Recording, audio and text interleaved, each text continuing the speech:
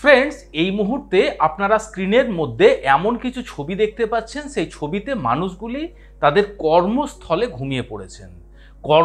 ঘুমিয়ে পড়েছেন। তাই এটিকে আমরা দিবানিদ্রা বলতে পারি।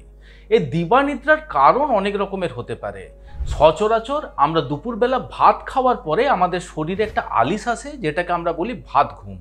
এছাড়া রাত্রিবেলা যদি সঠিকভাবে আপনার ঘুম না হয়, সেক্ষেত্রে দিনের বেলা একটা ঘুম ঘুম ভাব থাকতে পারে।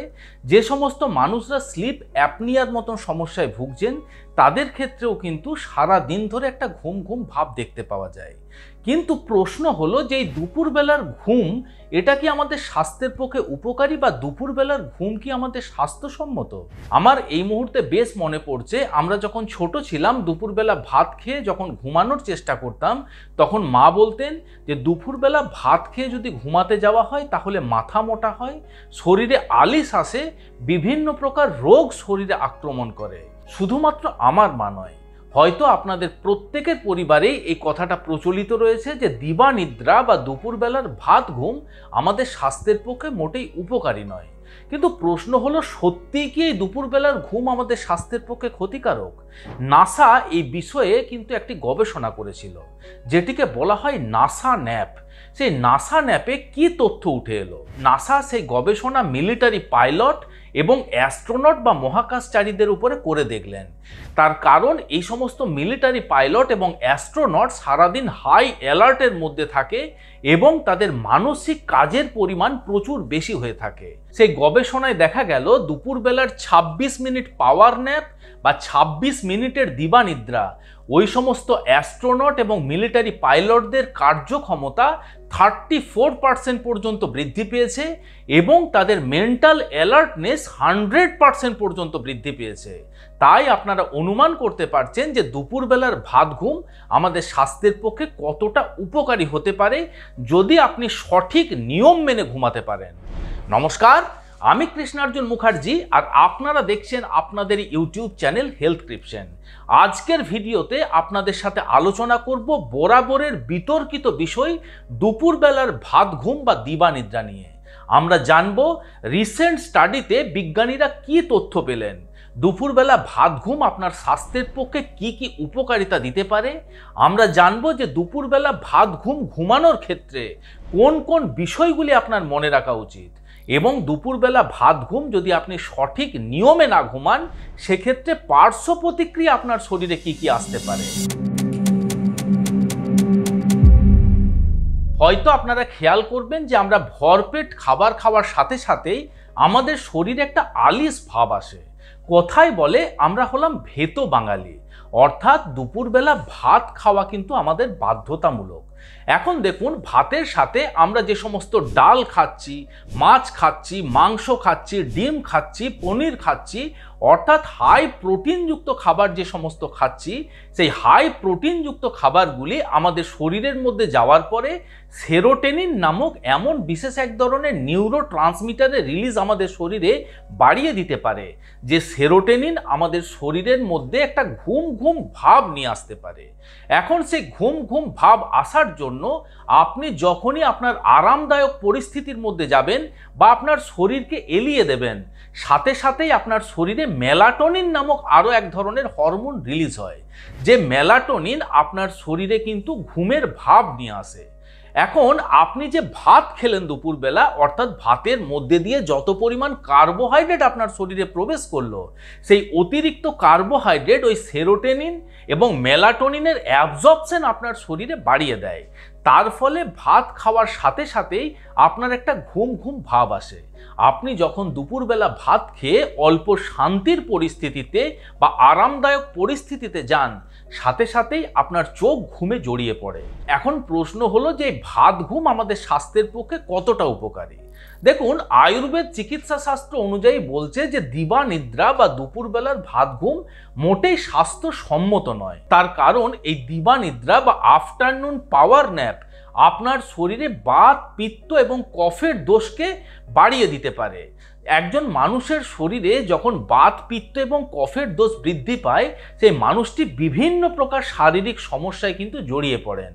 কিন্তু রিসেন্ট স্টাডিতে বা আপনার মডার্ন মেডিকেল সায়েন্স বলছে যে আপনি যদি সঠিক নিয়মে দুপুরবেলা একটা পাওয়ার ন্যাপ নিতে পারেন, সেটি আপনাকে বিভিন্ন দিক থেকে উপকারিতা দিতে পারে। কিন্তু অবশ্যই আপনাকে মনে রাখতে হবে যে এই পাওয়ার ন্যাপ যেন আধ ঘন্টার বেশি না হয়ে থাকে।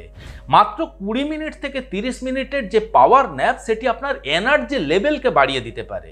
হয়তো আপনি খেয়াল করবেন যে দুপুরবেলা ভাত খাওয়ার আগে আপনার যে এনার্জি লেভেল ছিল, হালকা একটু ঘুমিয়ে নেওয়ার পরে আপনার এনার্জি লেভেল কিন্তু বৃদ্ধি পায় এবং আপনি যে কোনো কাজে কিন্তু সহজে মনোনিবেশ করতে পারেন। এছাড়া গবেষণালব্ধ তথ্য অনুযায়ী বিজ্ঞানীরা এটাও দাবি করছেন যে দুপুরবেলা আধ ঘন্টার পাওয়ার ন্যাপ আপনার স্মৃতিশক্তিকে কিন্তু বাড়িয়ে দিতে পারে। তাই দুপুরবেলা ভাত ঘুমের পরে আপনি যদি কোনো পড়া মুখস্থ করছেন বা মনে করুন কোনো নতুন জিনিস শিখছেন, সেটা যেমন সহজে আপনি শিখে ফেলতে পারবেন, সহজে মুখস্থ হয়ে যাবে এবং সেটা দীর্ঘদিন ধরে কিন্তু আপনি মনে রাখতে পারবেন, সেই শেখা জিনিসটি আপনার জীবনে আপনি কাজে লাগাতে পারবেন। আবার মনে করুন কোনো কারণে আপনি অবসাদগ্রস্ত হয়ে রয়েছেন, আপনি যদি দুপুরবেলা আধ ঘন্টা ঘুমিয়ে যেতে পারেন, দেখবেন আধ ঘন্টা পর যখন আপনি ঘুমের থেকে উঠছেন তখন কিন্তু আপনার মানসিক অবসাদ অনেকখানি কম হয়ে যায়। তাই যে সমস্ত মানুষরা মানসিক সমস্যায় ভুগছেন বা মানসিক রোগের জন্য যাদের ট্রিটমেন্ট চলছে, তাদের ডাক্তারবাবুরা বলেন যে দুপুরবেলা খাওয়ার পরে অন্তত আধ ঘন্টা ঘুমানোর জন্য। তার কারণ সেই সমস্ত মানুষদের দিবানিদ্রা তাদের ট্রিটমেন্ট প্রসেসকে আরো অনেক বেশি ইমপ্রুভ করতে সাহায্য করতে পারে এবং তাদের সমস্যা ধীরে ধীরে কম হতে পারে। এছাড়া সারাদিন কর্মব্যস্ততার মাঝে যখন আপনার ফিজিক্যাল স্ট্রেস এবং মেন্টাল স্ট্রেস বৃদ্ধি পায়, সেই ফিজিক্যাল স্ট্রেস এবং মেন্টাল স্ট্রেস থেকে ধীরে ধীরে বেরিয়ে আসার জন্য যদি দুপুরবেলা আপনি 15 মিনিট থেকে আধ ঘন্টার একটা পাওয়ার ন্যাপ নিতে পারেন, সেই সমস্ত প্রকারের physical stress, mental stress, anxiety আপনার কম হতে দেখতে পাওয়া যায়। এবং এই মেন্টাল স্ট্রেস, অ্যাংজাইটি বা ডিপ্রেশন যখন আপনার ধীরে ধীরে কমে আসে, যে সমস্ত মানুষরা উচ্চ রক্তচাপের সমস্যায় ভুগছেন তাদের রক্তচাপও কিন্তু নিয়ন্ত্রণে আসতে দেখতে পাওয়া যায়। এছাড়া গবেষণায় দেখা গেছে দুপুরবেলা খাবার খাওয়ার পরে যদি আপনি আধ ঘন্টা সময় ঘুমান, সারাদিনে যে সমস্ত পুষ্টিকর খাবার খাচ্ছেন সেই সমস্ত খাবার দাবারের মধ্যে দিয়ে যতটুকু পুষ্টিগুণ আপনার শরীরে প্রবেশ করলো, সেই পুষ্টিগুণের অ্যাবজর্পশন বা শোষণ আপনার শরীরে বৃদ্ধি পেতে দেখতে পাওয়া যায়। এই সমস্ত উপকারিতা তো আমরা পেতে পারি, কিন্তু দুপুরবেলা ভাত ঘুমের ক্ষেত্রে কয়েকটা বিষয় আপনাকে অবশ্যই মনে রাখতে হবে। সর্বপ্রথম, যেমনটা আমি আগে বললাম, দুপুরবেলা ম্যাক্সিমাম আপনি 20 মিনিট থেকে আধ ঘন্টার বেশি পাওয়ার ন্যাপ কখনো নেবেন না এবং তার সাথে সাথে আপনাকে খেয়াল রাখতে হবে দুপুরবেলা ভরা পেট খাওয়ার সাথে সাথে আপনি বিছানায় শুতে যাবেন না বা কর্মস্থলে আপনার শরীরটি এলিয়ে দেবেন না। দুপুরবেলা খাবার খাওয়ার পরে 10 মিনিট আপনি বসে থাকুন, 10 মিনিট পরে অন্তত 10 থেকে 15 মিনিট আপনি পায়চারি করুন, তারপর আপনি বিছানায় শুতে যান।